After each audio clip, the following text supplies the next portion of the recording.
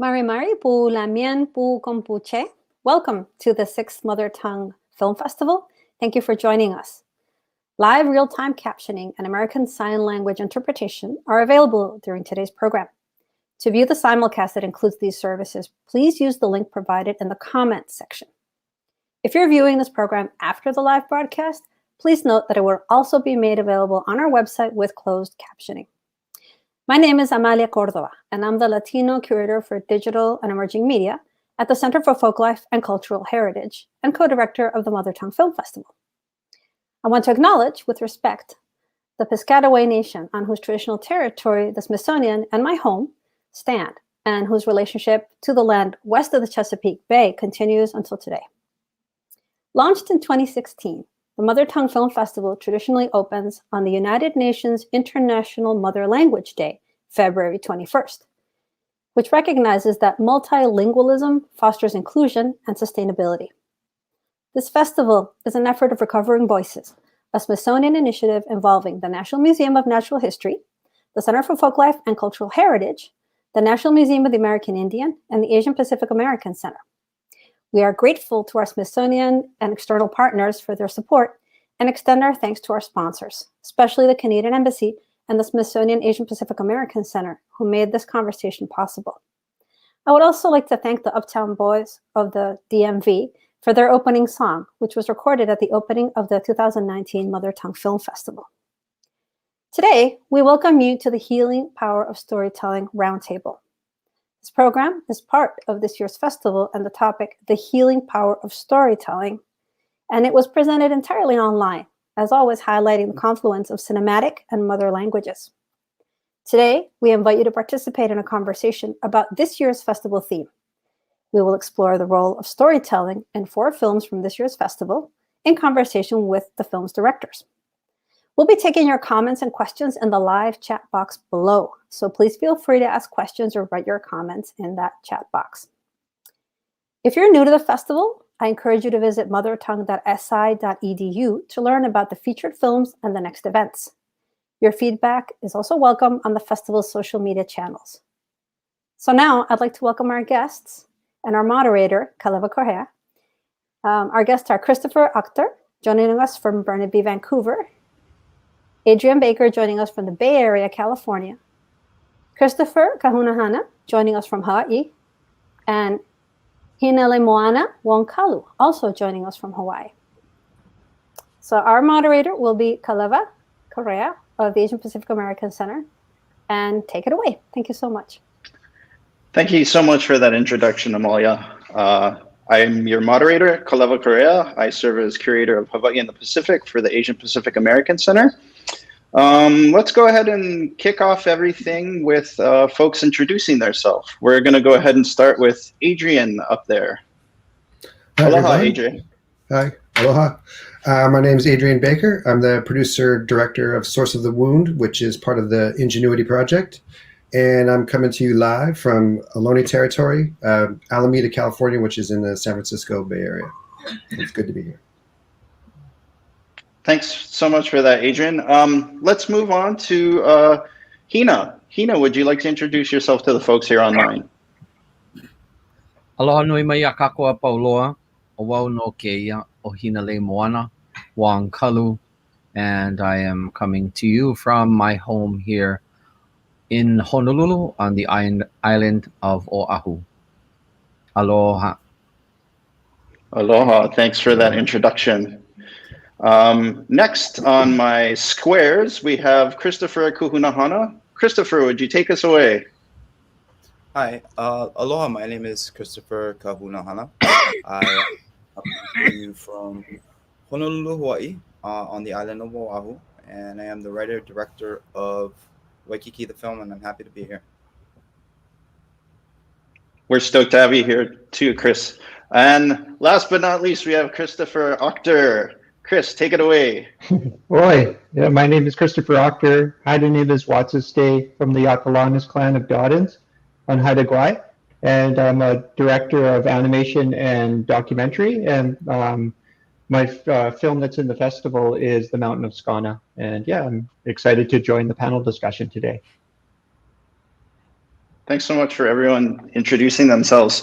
So we have some questions that the curators from the Mother Tongue Film Festival have written down.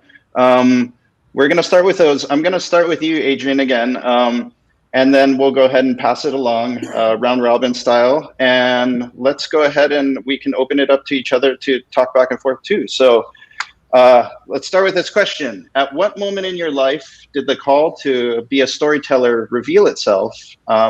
Was there a particular aha moment, or had it always been there?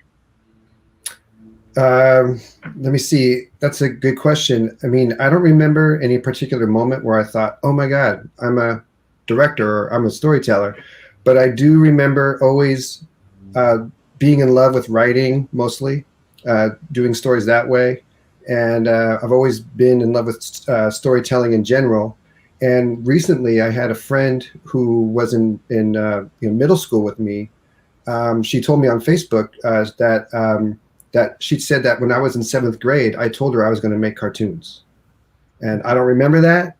I don't remember thinking that, but I obviously told people that, and somehow it manifested itself into some sort of reality. So I don't remember the exact moment, but I was obviously thinking about it this whole time. You know. Oh, thank you for sharing that. Let's see. We'll go over to Hina. Hina, storytelling, was it something that you always thought you wanted to do, or is it something that you had an aha moment? I always knew from the time I was a child that I was going to do something that had to be connected or grounded to things Hawaiian. And that was inspired much by my maternal grandmother, whom in my earliest days of learning how to write, she put her hand over mine and told me that I had to learn how to read and write and speak well, because one day I would be a teacher. So those words have blanketed me until today. Everything that I've done, including now taking on filmmaking, has been part and parcel of the journey, of which none has been planned by myself. It has been planned by those who have gone before me. Thank you so much for sharing that. That's an amazing amazing story. And I'm going to ask now Christopher Kahunahana that same question. So at what point or moment in your life did the call to be a storyteller reveal itself? You know, it's I have to kind of follow along with what Hino's saying. It's like it's none of this is really planned, and it's not something that I chose personally to do. And I think there wasn't an actual moment. It's kind of something. Well, telling stories is just part of who we are. So that part is just natural. It informs our understanding of the world. And I actually storytelling and filmmaking came about. I actually started as a photographer, and I think it was going to the Hawaii International Film Festival and seeing the power of film that kind of, it was a little journey to these different places in the world and seeing different cultures. I kind of had an idea at that point that I could do more than just capture beautiful images, and I had to try and figure out what it was that I felt was important for me to say. And it's kind of just flows from that. It's like there wasn't an actual moment, but it's something that I think that was always there. And I think, like what Hina was saying, things are kind of set in place for you just from our kupuna, our people who come before us. And I hope to do a good job at being a representative of the stories that inspire me and the stories of my culture. And it's a growing process, and I think it's a continual process, and it's something I hope to achieve and aspire to be as a good storyteller. Thank you so much for sharing that. Let's go over to Christopher Auchter. Yeah, Chris, when did that call to storytelling come to you? Yeah, I was drawn to art pretty early on. My uncle, his name's Michael Nicol Yakalanis, and he does quite profound art in a Haida style. And a little later on in my life, he started mixing it with the Haida style, and he called it Haida manga. And but he was always drawing around me, and on our drives from Skidegate up to Masset to see my grandparents, he would tell me this really epic Haida story, and it was my favorite. And I would always ask him to please tell it again and again and again. And so I remember deciding pretty early on that I wanted to be in animation, but I thought my biggest problem was going to be able to redraw a character over and over again. And so I had to get good at drawing, and I thought that was the extent of my worries. And I applied at Emily Carr, and I went in, and after my first year, we applied to go into the animation school. And I remember talking to my professor, my teacher to be, or at that time I didn't know that, but in an interview process to get into the program. And he said, well, why are you applying to this program? And I said, oh, I mentioned Disney, and I mentioned different things like that. And he said, well, he gave me a very thoughtful answer. He said, well, if you're here to just, if you want to be part of the animation industry and animate for films or for TV series, then maybe you're not at the right place. There's other schools like Cap College, he named Cap College, that do that really well. But if you want to learn the art of animation and to have a voice and to have your own individual voice, then this could be that spot for you. And so there was that quick moment where I was like, oh yeah, that's where I want to be here, and I started talking about that story that my uncle had told me, on all those drives. And that was one of them. I'm not saying that was the moment, but that was one of them. And it still took years, after learning animation and learning how to create a film and doing other films, and opportunities would come up. Do you at the NFB? It did. I worked on a short called How People Got Fired, and the director gave me lots of room to create. I did this animation with charcoal on paper, and the producer at the time said, do you have a story that you want to do? And I was like, yes, of course. And then that feather fell very quickly, because I didn't know the story that I wanted to tell. I tried to scramble and find something and write something, but it just wasn't it. And it took years later until the Mountain of Sgaana, leading up to that go, oh, my interest is our Haida stories, and that's what really drives my passion. And it helps me as a Haida person to get closer to my culture and learn my culture and have this understanding. And I just feel like more whole as a person, I guess. So yeah, I'm going to stop there for now. Thank you so much for sharing. That's an amazing story. Not to put everyone on the spot, but I do want to take a poll here right now. So how many folks on this panel identify as Native or Indigenous storytellers? Please raise your hand. Okay, so everybody. So I guess my question that is going to be going along with that is, so what are the challenges and potentials and responsibilities that might go along with that concept of being an indigenous, well, not concept, we are Indigenous people and being an Indigenous filmmaker and storyteller. So what are some of the challenges and responsibilities that go along with that? And I'd like to kick it off, this question with Christopher Kahunahana to start that question. So, filmmaking is a way for me to process some of the things I've experienced, and it's also been a way for me to learn more about my culture. And it's with every project, it's like speaking to people who understand these stories, and them sharing it with me really helps me figure out the way I feel about these things. And it also has been an opportunity to just learn so much more about our stories, our Mo'olelo, our the stories of my peoples. But the responsibilities, that's interesting. It's like, yeah, we with the opportunity to make film, there's also the feelings that you have to do it in a right way. It's not something that you can take lightly.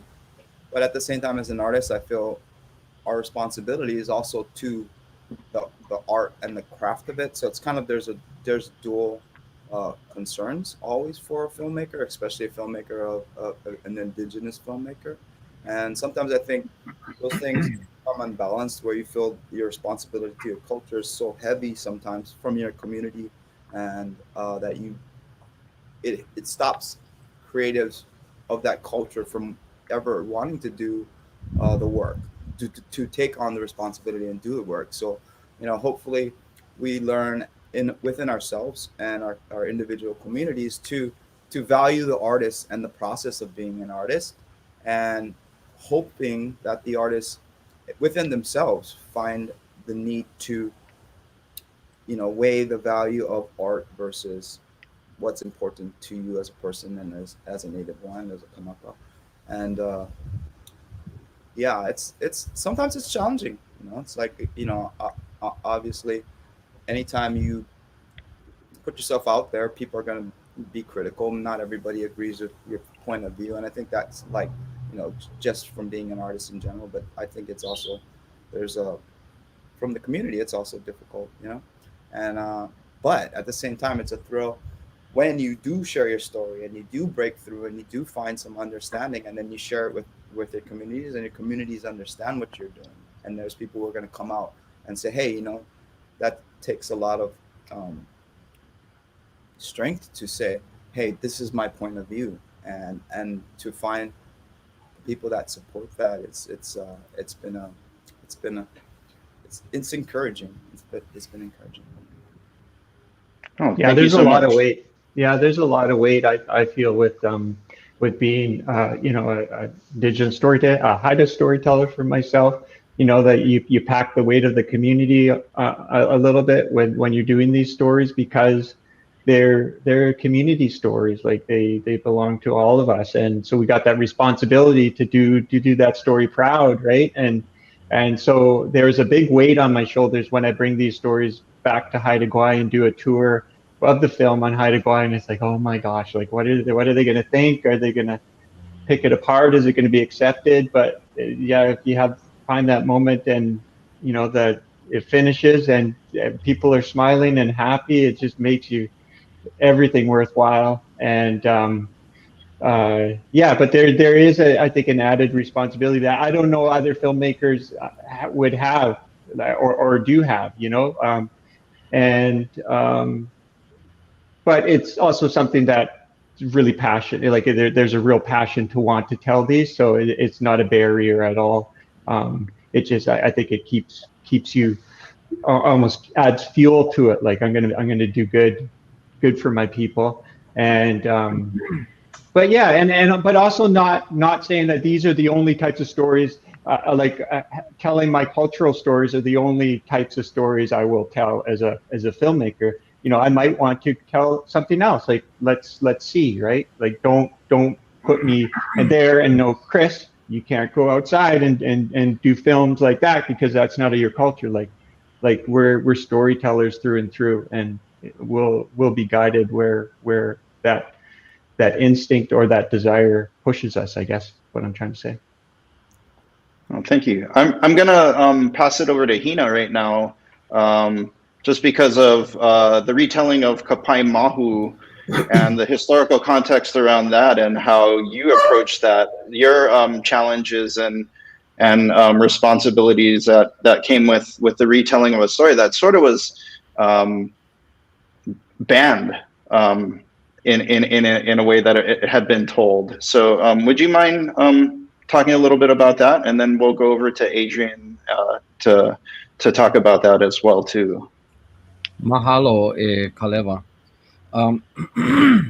In telling the story of Kapaimahu, which is based on a historical event.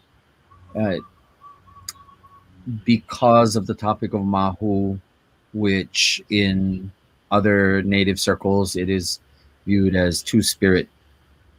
This is a two-spirit story. That is the rendering of the story that myself and my colleagues have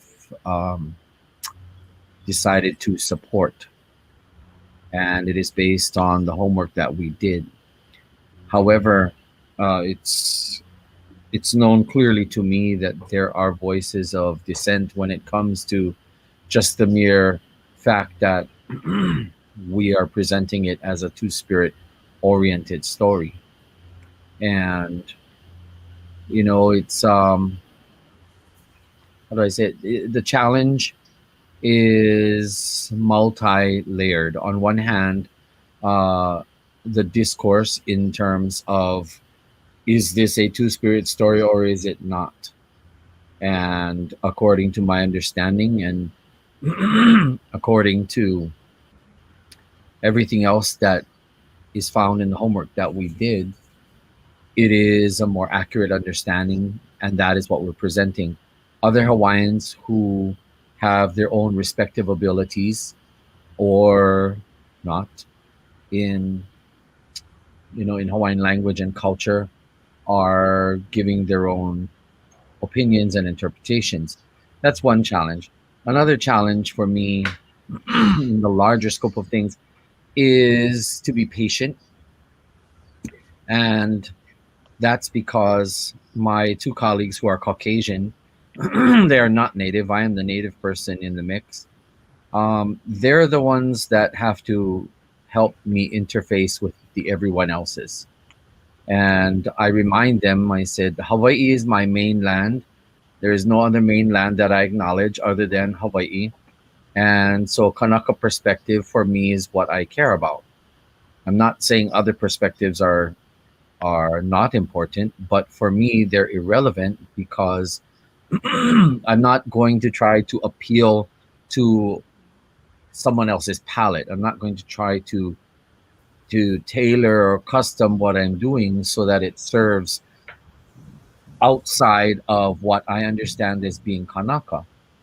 I can always get into a robust discussion with another Kanaka, but I will not compromise what I view as Kanaka and try to appeal to a larger audience. What I do must remain rooted in there, and that's a big issue for me is that we live in a world and in a time and a climate where all too often, for example, instead of taking the approach of Mahu and our own native terms for two-spirit understandings, we always get sucked back into LGBTQI, which is fine. I know how to do that, but the approach and the fleshing out of this understanding is such that it's almost like throwing white socks into a red laundry or colored laundry, and then you pull out those white socks and it's not the same white anymore. So in my case, I prefer to wash my colors separately so that my white stay white and my dark stay dark, bright colors stay bright and not dingy looking. But yeah, that's my challenge, is to always have to be patient with my colleagues and say, okay, look, you guys can go handle that engage because it doesn't interest me. Unless I'm going to stick to my guns about presenting Kanaka by and for Kanaka, then that's you. And the best example is going for an Oscar. Everybody kept asking when we got nominated to the top 10 for the Oscar Awards, they said, how do you feel? I said, well, it's all right. I mean, I'm not trying to look down on the Oscars, but that was not my goal. My goal was to present a story that had meaning and significance to my people, our people. to you, my fellow Hawaiians, on this, on this meeting, it's irrelevant where else in the world was going to look at it and give it an award. Thank you very much. I'm humbled. I'm honored. But you were not my target. My target was my people. So. Oh, thank you so much. That's an amazing explanation. I really appreciate it. I'm gonna ask you, Adrian, too, with your animation, Source of the Wound, and you as a native filmmaker too. How did you have those challenges and responsibility when doing that? Well, I think everybody's kind of touched on a lot of the issues that we face. It's that there's the double-edged sword, but it's also like access to both worlds works as well in terms of being an indigenous. I'm also I'm triracial, so so I want to tell stories in all the mediums and not just the native stories, but I prefer the native stories because I think Christopher said it. He talked a lot about the responsibility. And that's why when I come at my work, one of my biggest responsibility is to protect their stories, the stories that they're willing to tell me live, on tape, in our interviews. And I protect those stories with my utmost, security because they trusted me with them. And so I feel like that trust and that responsibility might be bigger to me because I'm indigenous. But I just feel like I want to do those stories proud, and I want to make sure that that whatever they wanted to say gets across in those stories. But also, I wanted to touch on what Hina said because we've made a piece on Two-Spirit, and when I saw your piece, I immediately was like, oh, Mahu, like very close to Two-Spirit in terms of what they really are. But I didn't see them as the same. I saw them as similar, almost like kindred spirits that were from another indigenous place that were the same. We believed the same about who the Mahu are and who the Two-Spirit are, in terms of like their place in the tribal system and in their place of reverence. And so I really enjoyed that film, and you definitely deserve to be top 10 Oscar. I don't care if you're not proud of that. I'm proud of it for you because that's a great achievement just to even be mentioned that way. So I think I think it's a responsibility that does weigh heavy, as others have said, but I welcome it. And I think that's just part of where we're at now. And I'm just happy that we have this opportunity, to make our stories and actually, especially with the things like computers and stuff like that, we can get them out even farther now to more people who want to hear these stories. I think a lot of people are, no offense to Ken Burns, but, I think people want to hear the story straight from the person's mouth, straight from where it came from and not put through any filters anymore. And we don't have to do that anymore. We're all here. Look at all of us. We're ready to go. I have to agree. I'm super proud of your film. And it's for me as a Kanaka, it's an amazing film, but for it to be recognized by the greater community outside of Honolulu for its craftsmanship and its story, I think that's huge, and I'm so honored to know you as one of the filmmakers on this film, and it's a huge accomplishment. I know the intent was for Kanaka, but you did so much more. It's like you shot for the stars and you reached everybody. And it's too good not to be for everybody. Mahalo. And I don't want it to come off in the wrong way, but what really matters to me the most, obviously, is the culture that the story I'm telling comes from. And anything else above and beyond and outside of that is all part of that, icing on top of the cake. You can have the most beautiful looking cake, but when you cut into it, and if the cake isn't moist, and if it isn't, just appealing, then no matter how thick that frosting is, and no matter how beautiful it looks, it's just not a good eating cake. So I just, Ozono. So, yeah, mahalo for that. So I think you guys have just set me up for the next question, which is, is mainstream media ready for these stories? Like, is the world ready to start seeing these stories, start seeing episodic films, start seeing animations more, rather than it just being something that we do and that we present forward? Is it something that should be in the canon of Hollywood? Is it something, not speaking to Hollywood as the end point for where production should go, but looking at this, is the world ready for Indigenous storytellers and Indigenous and Native filmmakers to be more represented within this field? And so I'm gonna ask. I'm burning to answer your question. Okay, Hina's going first.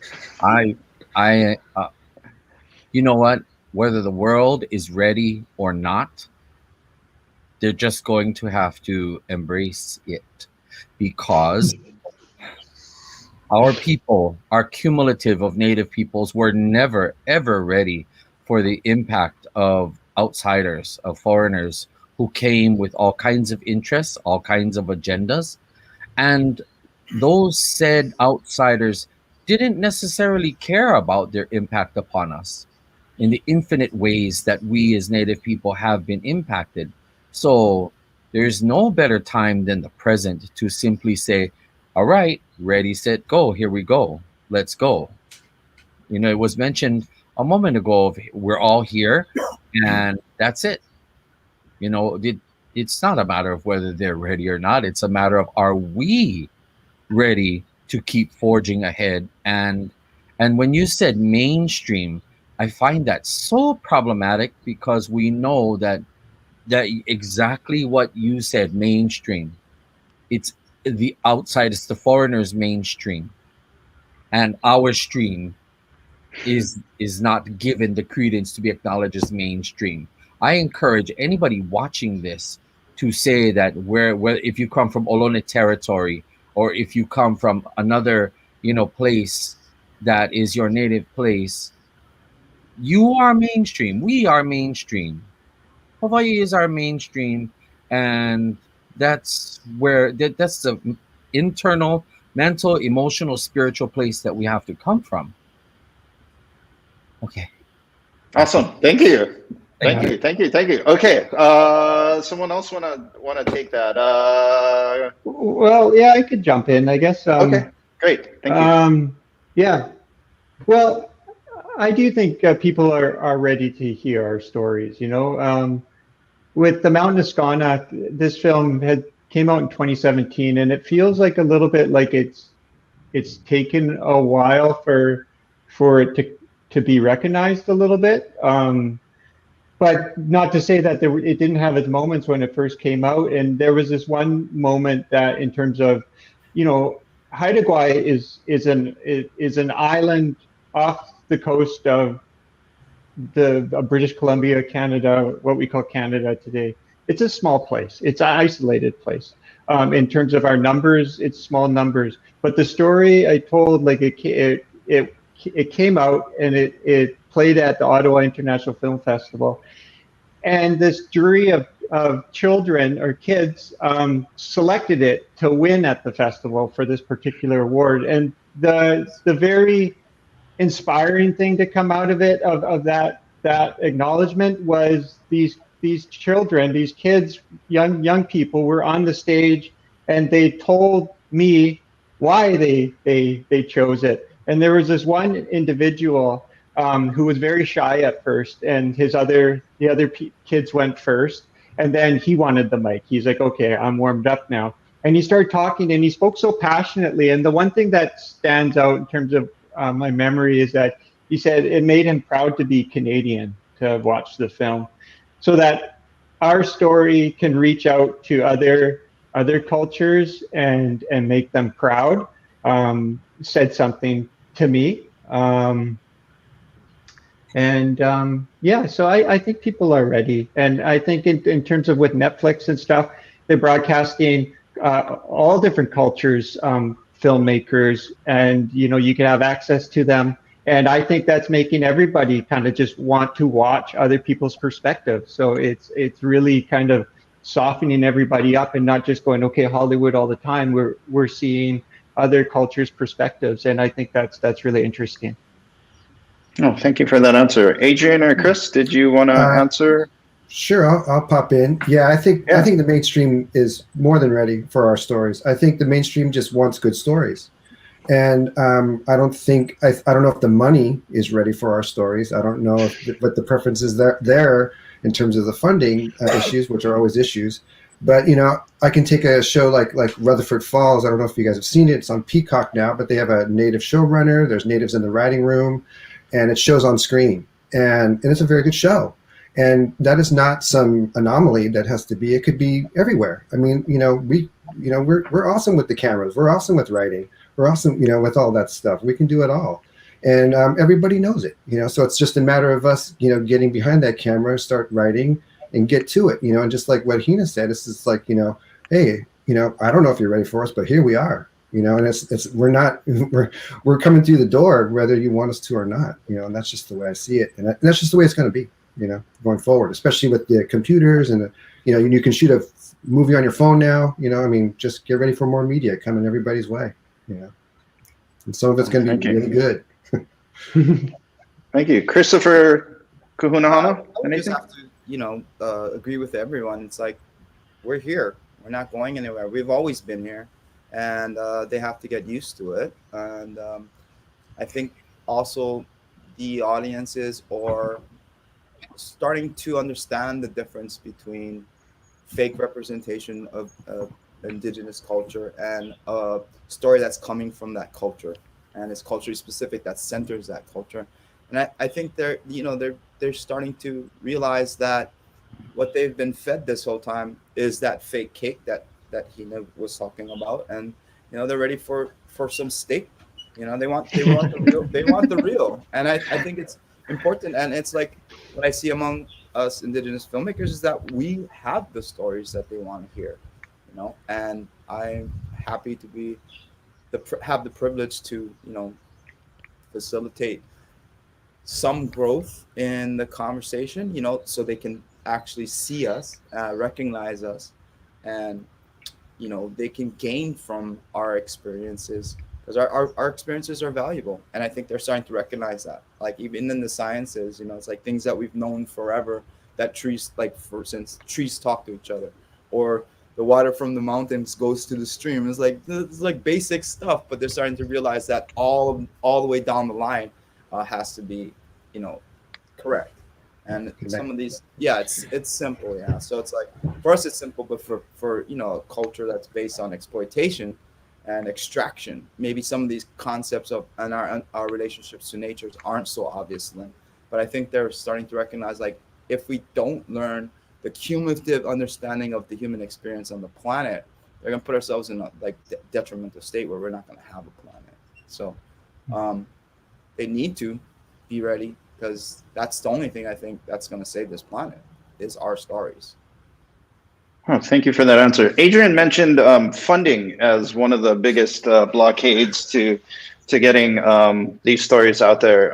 Does anyone want to speak to that? I mean, it seems like there's hundreds of millions of dollars every year that go into filmmaking and storytelling and animation, so is that funding for Native and Indigenous filmmakers one of the largest, I guess, walls to getting stories out there, or are there other things within that, like access to distribution and stuff like that, or is it? Would anyone like to speak on that? Some of the challenges maybe that they've had as storytellers getting their medium out. Well, my experience, I'm actually in the process of trying to sell Waikiki, to get it out to a broader audience and to actually pay back the people who initially invested and believed in the story. It's so frustrating at times because of this whole centering, right? So they watch the film and they're like, we love it, but it's so niche. And I'm like, okay, so my culture is niche. So you're basically saying, a French film, that's mainstream. And it goes back to that thing. I'm like, no, this is it's a story, and you said you love it. So, You know, why do we have to say what the markets dictate, right? So I'm like, well, you know, maybe we need to create our own markets. You know, it's like, you know, people want the material. People want to hear our voices, and you know, thankful for like the Smithsonian's Mother Tongue Festival, Sundance, Indigenous programs for supporting us and getting us to the point where I think that we're reaching like a tipping point, right? It's undeniable. There's so much momentum behind it that they're going to have to change their perspective and understand that you can't just center one culture over the other. We have to recognize all the values from all these different indigenous cultures. Yeah, and there's great filmmakers from all over. I mean, you take like a Taika Waititi or something like that. I mean, he can take any script and make it a great movie. So, you know, as far as I've seen. So, I mean, it's just, you know, how would you not give someone like him money, you know, or, you know, and going into the future, there's just going to be more of him. There's not going to be fewer of him. You know, I mean, like here's Christopher right now, ready to go. You know, he's ready to make his next movie. It looks like, you know, so. Well, there's people, yeah. So I think it's changing. I mean, there's people, you know, like that. Some of the things that I've been, you know, talking to or attached to haven't come from within my community, and there's other people who have the foresight. So like, hey, we recognize indigenous peoples for their talents, not just to tell indigenous stories, but as storytellers. And I think that's when it clicked for me, like, hey man, they're ready. You know, it's like they're starting to be able to say, hey, these guys have an interesting perspective. It's not the mainstream perspective. It's a specific perspective and a lens that we tell our stories a little bit differently because we see the world differently. Yeah. And I think, but thank you. Yeah, I mean, Taika's a great example. You know, just want to be like Taika. I love Taika. His films are amazing. Yeah, he can tell any story. I'm sure all of us could. You know, like Christopher also had mentioned that, and Hina tells stories in every vernacular and every medium. She's cool. Yeah, and that's the thing. I think I like to think that it's storyteller first, and you know, whatever medium best fits the bill is where I want to go. You know, I don't want to be like, oh, I'm just an animator because that's where I'm mostly trained in. Like I got this opportunity to make a documentary, my last film with the National Film Board, and that just opened my world quite a bit to go, oh, like my thought process for telling stories could go down that avenue. So, and it's the same with live action. You know, I would like to do that as well. Like I don't want to be just put in one box and say this is the only sand within your box that you could play with. It's just creativity, and I think that goes back to the communities that we come from, like the Haida community. We have these artists and we have skill sets that fill out the community. You have the great carvers that carve totem poles, and you have people who are great fishermen that help bring in the food, and great weavers, and all these different tasks. And that's how I feel like I fit into my community. I'm not the dancer, I'm not really the carver, but I'm the storyteller. And my totem poles are these films that I make. So yeah, that's how I feel. Oh, thank you for that answer. Hina, do you have anything you might want to say on maybe some of the challenges to getting some of your stories out that you've done with Dean and Joe here over the last few years? I said this directly to them, and there's no real polite way to say this, but you know, on one hand, I become the native face for interface with initiatives that are focused and centered around Native people and like storytelling, for example. But then there are other venues, and there are many different kind of opportunities out there that still interface with, how do I say it, the Caucasian and other ethnicity dominated sources of support. And so I tell them, this is a gig for you, you know, and I've even said, hey, you know, you're going to have to carry this one because those people over there are going to look at you and identify with you. You two are two white faces. And so you're getting behind the native face means that here's your opportunity. Now you guys go to work. And you're going to go secure this, but it's for this cause. It's for the cause of you uplifting the native story and a native storyteller. That's, you know, I haven't necessarily tried to be shy about that. You know, when it's time for me to stand up and carry the weight, engaging with the Hawaiian community, engaging with other Native peoples, I tell them, all right, step back, let me do it. And when it comes to a different audience or just a different source of support, I tell them, this is your ball, run. You know, but just remember, you're connected to me. Oh, thank you. Thank you for that answer. Integrity of my name. Thank you very much. I can find my name all myself.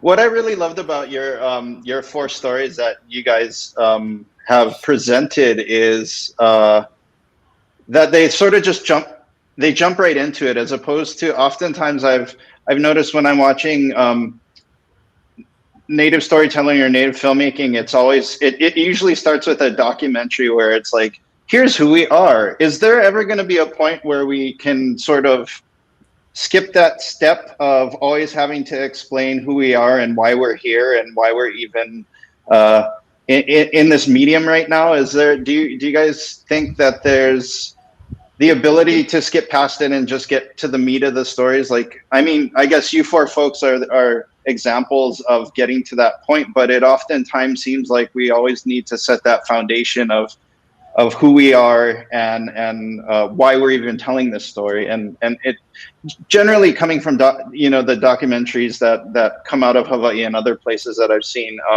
within the continental US from filmmakers. But do you guys have any takes on that? Like, at what point is it that people will know that we're here and these are the stories, and at what is that point that it's just like we're just ready to jump into that story? Does that make sense, that question? I'm just kind of going off of the things that we've been talking about, and I believe that is contingent upon our own awareness of ourselves as a storyteller and as someone who can live and own our own culture. You know, when I say own, I mean to wear it, to be it, to be our authentic self. But then that requires us to have some kind of base level understanding of what exactly is that authentic self. You know, or are we still at the stage of having to do what you said, is to sort of establish, you know, this is kind of us, rather than just jumping straight into the meat of it. I believe it's highly contingent upon the person or persons telling the story. Mm-hmm. On their clarity of who they are, their familiarity, and their intimacy with what makes them who they are representing. Yeah, I think that has something to do with confidence, and the confidence and in your voice as a storyteller, and not being like, okay, I got to make sure everybody knows where the story's from or which culture I'm from. Like just have the confidence to go, this is a bang awesome story, and this is how it goes, and not be like, okay, let's spend the 25% of our film explaining something before we get into it, you know. So yeah, right. And I also think that, you know, there's the problem of, especially like in documentary, where you want everybody to understand what you're trying to say. You don't want it to be very mysterious. You're not trying to build a narrative. Like, you know, like Christopher's movie, I could see how, you know, the story was kind of spread out over the whole thing in terms of her narrative, and you can feed it to us differently. But when you're making documentary, sometimes you got to hit them right on the nose, and sometimes, you know, you don't, and sometimes you can feel your way around it, and sometimes you got to go straight down the middle. So, and again, that's what Christopher just was talking about the storyteller having confidence to be able to push on the gas, pull off, you know, swerve left, swerve right, whatever it takes. We're doing metaphors today: driving, laundry, cooking. So you know, so I think that's the trick of being a filmmaker and storyteller, is to know when to make those moves. You know, it could be something quick, like just like like, and now was the time. I was like, okay, people might not know where Haida Gwaii is, so you quickly show them in a creative way that's kind of that fits in with the story. And I had a map, a globe that animated in stop motion, and it spun around and it stopped at the island of Haida Gwaii. And we went into it from there. But it was just like it was quick. It was maybe 5-10 seconds, and people know, oh, this is where the story's located. So you can weave those into the story very cleverly, I think, or just like it doesn't have to be like bam, here's your lesson. Like just weave it in so it's smooth and it goes with the flow, I guess. Yeah, I have a thought on that one. It's like I don't feel it's my responsibility to teach people the things they are unaware of in a lot of ways. I think it's their responsibility as humans to recognize other cultures and the values in other cultures. So it's it gets tiring when every time you have to explain to somebody, no, we don't live in grass shacks. I don't think that should be the focus of how we tell our stories. And in Waikiki, I kind of dealt with that a little bit. It's like I presented the image that people have of Hawaii, misperceptions of Hawaii as like, it's beautiful, sexualized hula showroom, servant types of people who are there for your entertainment. And I quickly showed them that's not the reality for us, who, we struggle with systems and oppressions from financial and economic pressures that are created from our removal from the land and the devaluation of our language and culture by this system. And so I think I try to show people that there's more to the story than they're aware of, and I want them to do their own homework, honestly. Like it was, in the writing process, there was many comments. I'm like, well, people don't understand this. They don't understand that. I'm like, that's not my problem. It's like, like they've had time to learn it. They should know it by now. And also there were many Puhipaus and Joan Landers and all these powerful documentary filmmakers who spent the time to teach them, and they should just go do their own research. Because I think our value moving forward is to address the things that we are dealing with currently. Like as a filmmaker, I'm like, yo, this affects my people currently. Like I can go back. That's another topic. But I'm attracted to these types of stories in a present setting. So, well, that's the beauty of cinema too. Is these stories that we tell can embolden them or drive them to want to find out more. So you've captured them so much that they want to go find out more now and do that research. That's the hope. Yeah, that's the hope. Yeah, for sure. Oh, thank you for those answers. Those are solid, and I want to I guess go on to the next question I have, which is jumping off of Christopher Kahunahana's explanation there, which is, so throughout all of the films here and all the storytelling here, there's elements of loss and yearning and redemption in each of the films. I think I'm gonna give it over to Hina first. Would you like to talk about, at least with regard to Kapaimahu, like how some of those aspects affected the imaging in your storytelling? Like, I mean, because I think when one watches Kapaimahu, that story of loss and then redemption through the film really, through that animation really comes through for me. So is there anything that you'd like to say about your process in writing that and how you wanted to present that forward? Yes, my process is highly driven, guided, and directed by my understanding of myself, my culture, what I consider my culture, what I consider appropriate. And it also translates into things that are very politically aligned now. It's part of the whole.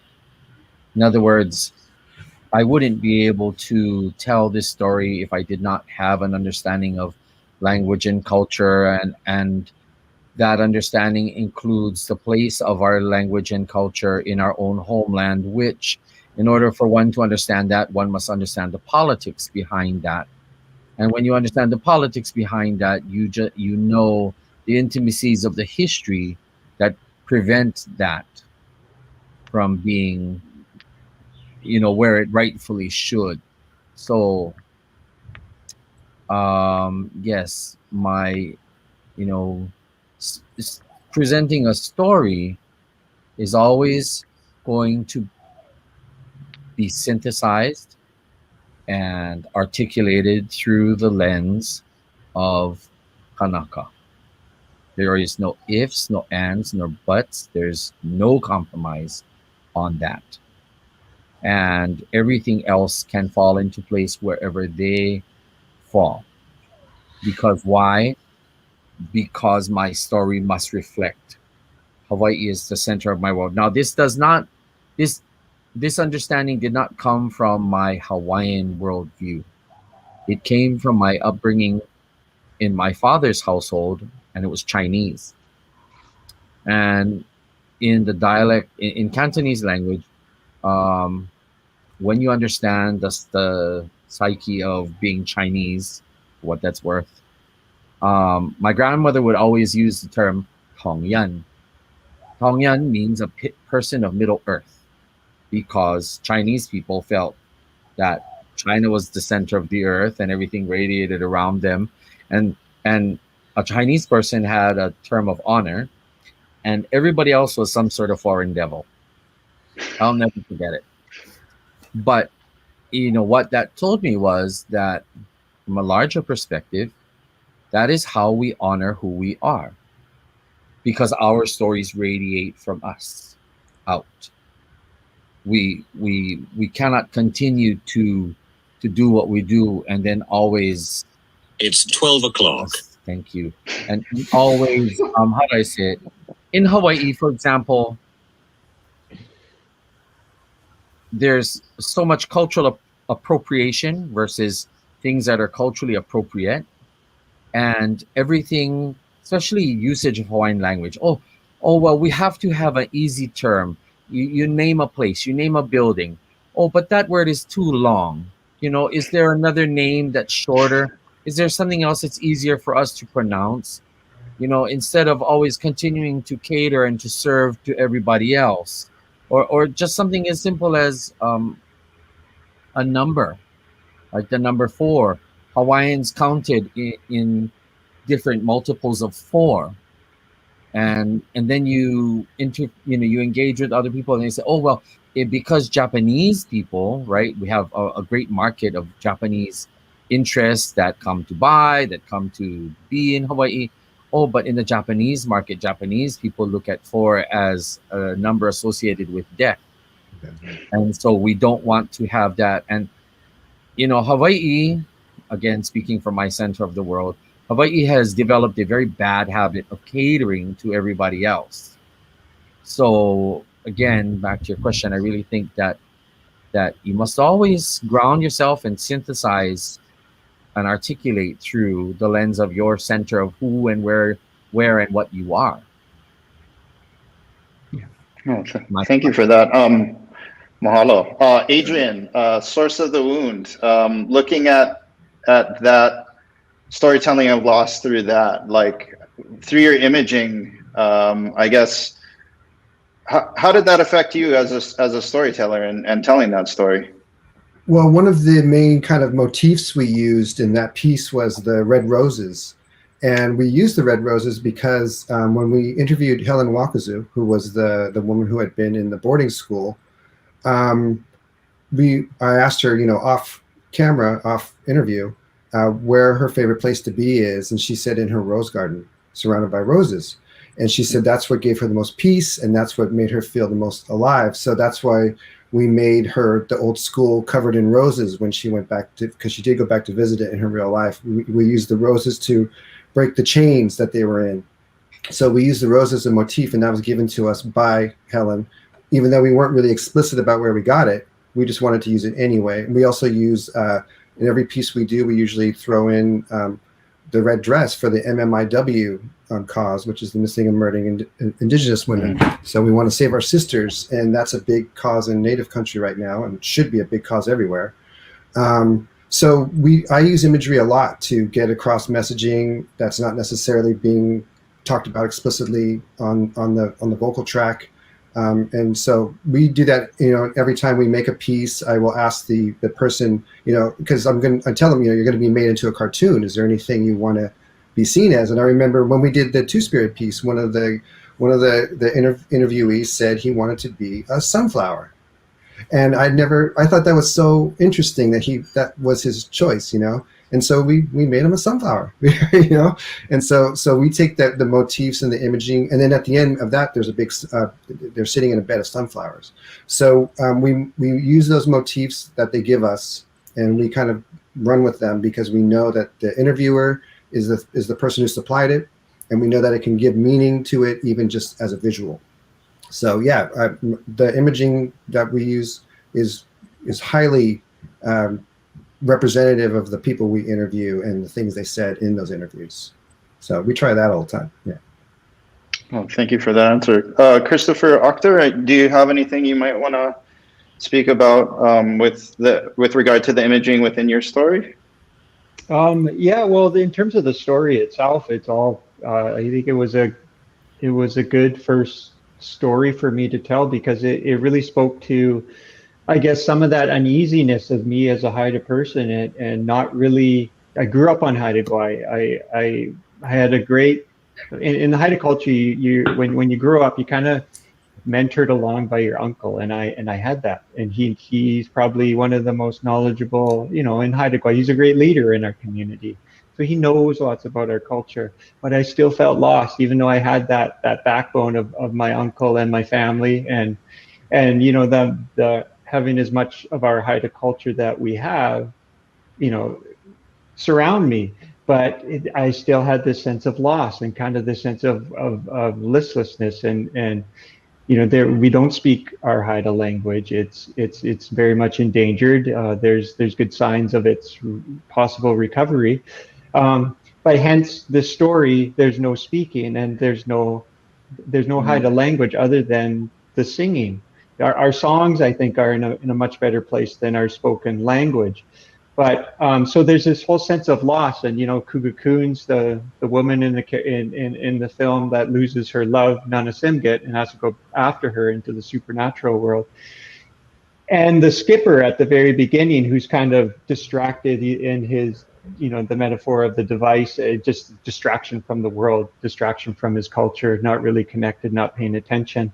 But when he comes into contact with Kugakuns and Nana Simgit, he throws the rope to them to bring them in, and that's like a metaphor for bringing your culture closer to you, which is essentially what I do when I learn these stories and try to tell them. Is I'm stepping closer to my culture, and that's that whole sense for me of finding myself and having my place, I guess, in our culture and in this world. So that's what I kind of that's what I gain so much every time I tell one of our stories. Is I'm really on a search for knowledge and a search to learn, and then I share that through these films.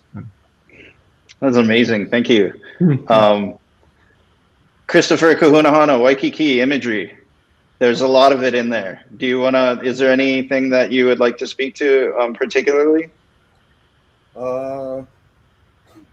You're right. I mean, the whole thing is like it's all imagery, and the process was, I tried to set up a story where the audience could feel the sense of loss and disconnection from her culture, her kupuna, her aina, the land. And so I kind of broke up things in terms of, we framed things wide or close-ups, and we did a lot with the color. her memories or traumatic experiences, intergenerational traumas were colored a certain way versus when we had images of her as a child and her speaking to her grandmother. Those were different, palettes. Like there was the nature palette, which was like blues and greens, and there was also the city palettes, which are very dull and grays and hard. There's also the hard colors of reds and oranges, and so yeah. I mean, the whole film is. I mean, it's hard to say because the whole film is like that. I mean, every single shot was like thought about in terms. Is this should this shot float? Should it be steady? Like, should it? Is it referencing something else in the film? And I mean, it's a visual storytelling medium. So I mean, I don't think it can divorce image from story, and especially in the film that I just worked on. I mean, other ones I think aren't so as important. Like when I imagine other stories, but this one was all imagery and sound. Sound. There was like sound motifs a lot.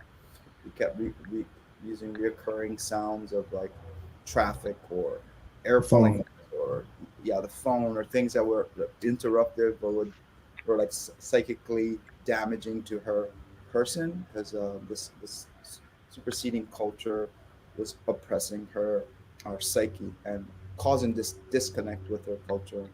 And You know what I loved? I loved the shot with the grandma in the water and I just loved that.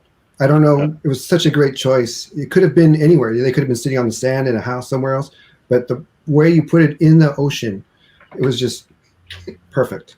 I thought that was great. It's like amazing things are fortuitous. They kind of just happen a certain way, and then that actually is her name is Claire Johnson, and her family owns Johnson Road, and that's actually right in front of her house.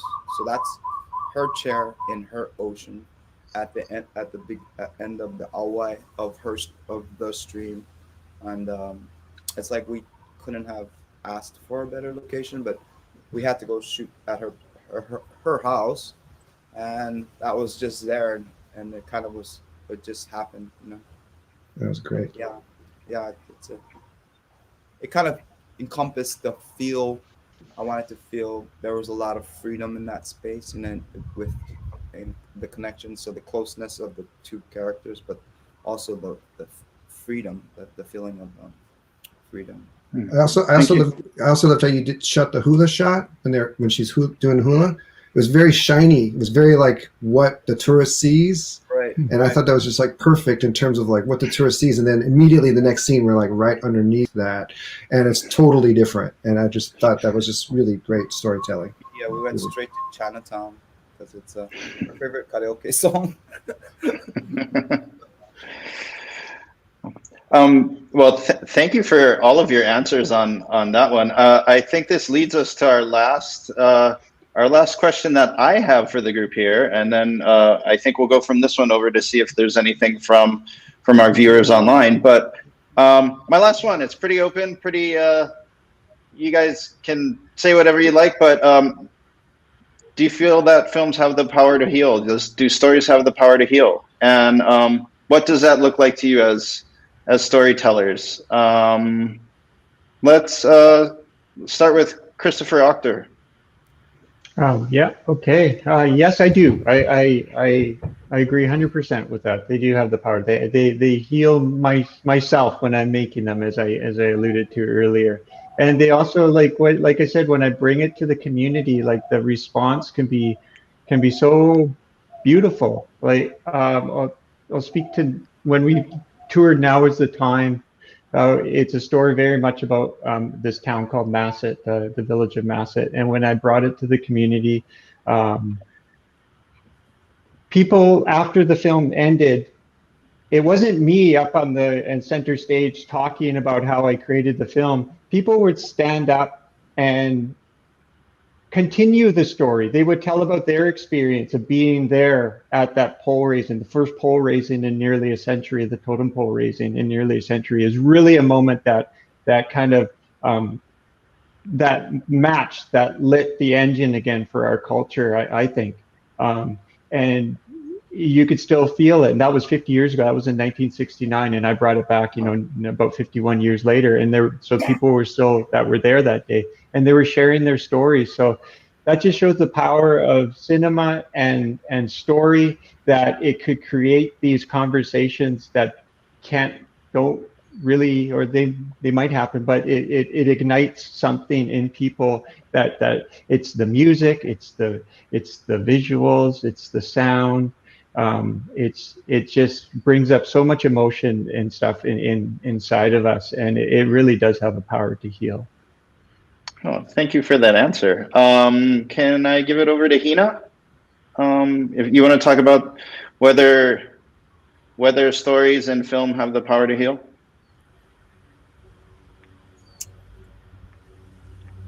In the case of my most recent project, Kapaimahu, it has brought me personally so much healing, because on the obvious level, it was my ability to contribute to what I hope will be but one of an effort of voices from within the Hawaiian community and the larger Native community, wherever you may be, to tell our stories, to bring honor, dignity, and respect to the names of our people, our ancestors, and that which we understand as the language and culture that makes us who we are. That was the obvious. Um, Also, because of the topic of Mahu and the topic of my understanding of what our people, clearly understood and honored by simply having us be no different, no better, no worse, but as an equal placeholder in our community. Everyone has their strengths, everyone has their talents, their abilities, and their relative contributions to the cumulative, to the whole. But also for me, it was absolutely healing, because there were so many parallels in my life in this last year. Um, I lost my partner, and if you look at the story of Kapaimahu, it parallels the story of my partner who came into my life and became the best thing that could ever happen to me. And be able to stand up after his departure, of which, trust me when I say the veil between this world and those who have gone before us is so very thin. My birthday is tomorrow, and he came to me for my birthday again. And just that simple showing up to me and being able to communicate in only ways that, people who understand this, our native people, um, that is a part of the healing. But one must be open and be keenly aware of how healing comes. Healing for me comes from finding a sense of balance and a sense of calm and tranquility, because there's not one, whole greater to one side or the other. There's a constant flow and a constant stream in this life that we live. And anyway, my experience with films is, yes, absolutely. And there's so much to be had from all the work that we do, but we have to be aware and conscious about how that is manifest and know how to recognize it.